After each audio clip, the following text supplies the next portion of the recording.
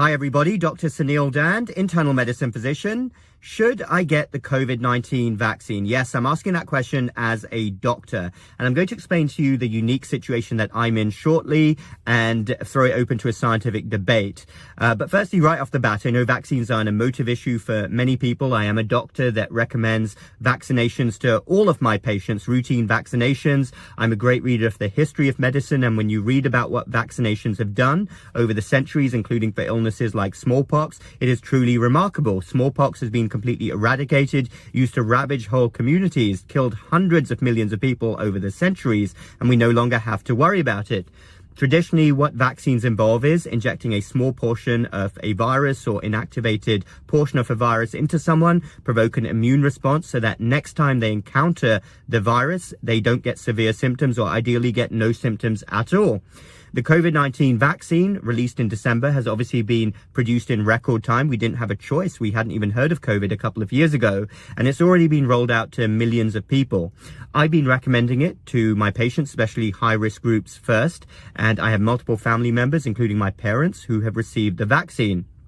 I have not, however, received it yet, and I'm on the fence. Let me explain to you what's happened.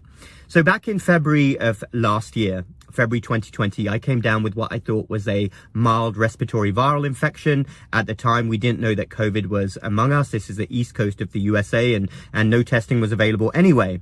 So I recovered at home in a few days, but I did have some unusual symptoms, including a lingering dry cough, and I was suspicious afterwards for a few weeks that it may have been COVID.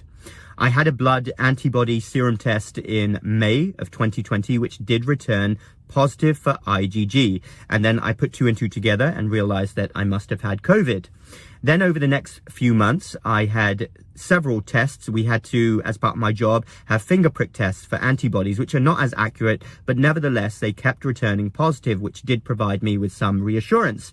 Then in December, the vaccine was released, and since then, I continued to have those finger prick tests and still had antibodies. Finally, I had another blood serum test, and it's now the end of March 2021, and I had a test this week, and I still have IgG, and this test was actually more quantified, and I had a high level of antibody. So here's a dilemma I'm in. I've been learning science since I was in elementary school. I've obviously since become a doctor. I do not believe that if you have antibodies, you need a vaccination for any illness.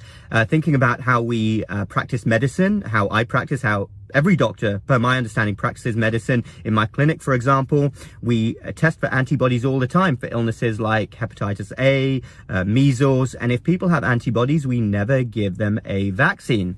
I've made videos previously on many aspects of immunity and the COVID-19 vaccine, but I'd like to touch on a few points here. The first point is that I'm not aware of any vaccine out there which will ever give you more immunity than if you're naturally recovered from the illness yourself. And of course, you don't want to have the illness, but if you've naturally recovered from it, my understanding as a doctor and therefore scientist is that those antibodies will always be better than a vaccine. And if you know any differently, please let me know. The second issue relates to how long you should wait for after you have an illness to get the vaccine. Now, the current recommendation from the CDC is to wait for 90 days, so about 3 months. And I'm not sure where this 90-day figure came from. I think it may have been pulled out of thin air because there's not too much evidence out there. There's not too much data for this number.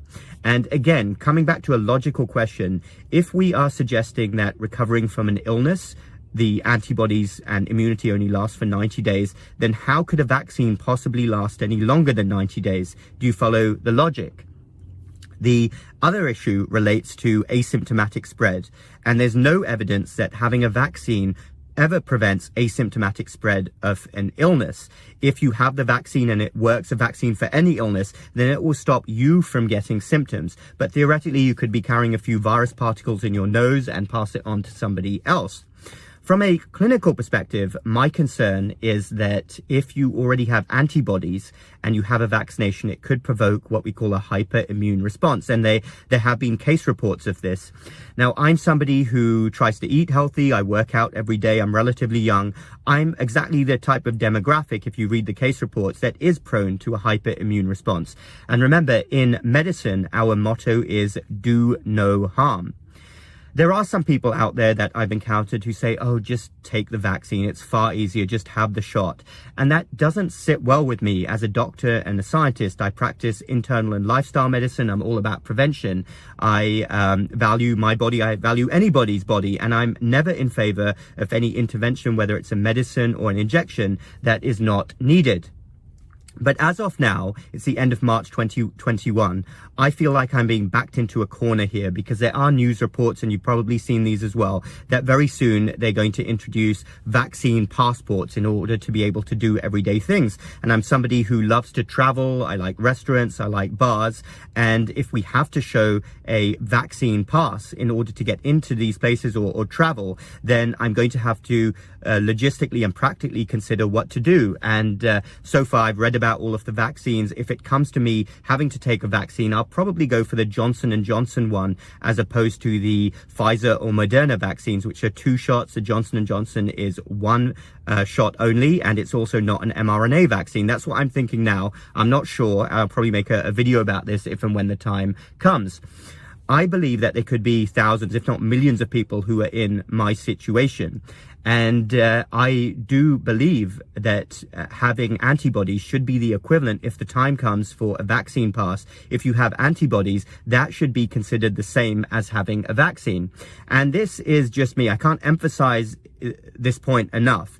I'm not talking about everyone here. I am, as I said, recommending the vaccine to high-risk groups, but it's important to be protected. If you have antibodies, you should, according to all the science that I'm aware of, be protected. And medicine is not a arbitrary science. I never believe in rules for everybody. Medicine especially is a case-by-case science, and there's often more gray in medicine than black and white, and I believe in individualized medicine. And nobody knows all of the answers, whether it's me, anyone else who claims to be an expert, or even Dr. Fauci himself.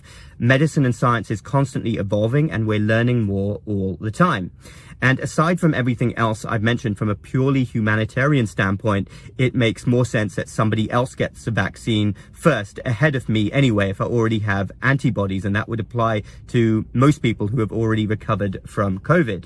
So I'm open for debate here. Let's talk about this, especially if you are medically trained or have any science background. Let me know what your thoughts are.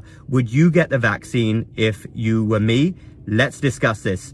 Thanks for listening. Dr. Sunil Dand. Follow me on MedStoic Lifestyle Medicine, Facebook and YouTube. We will speak again next time.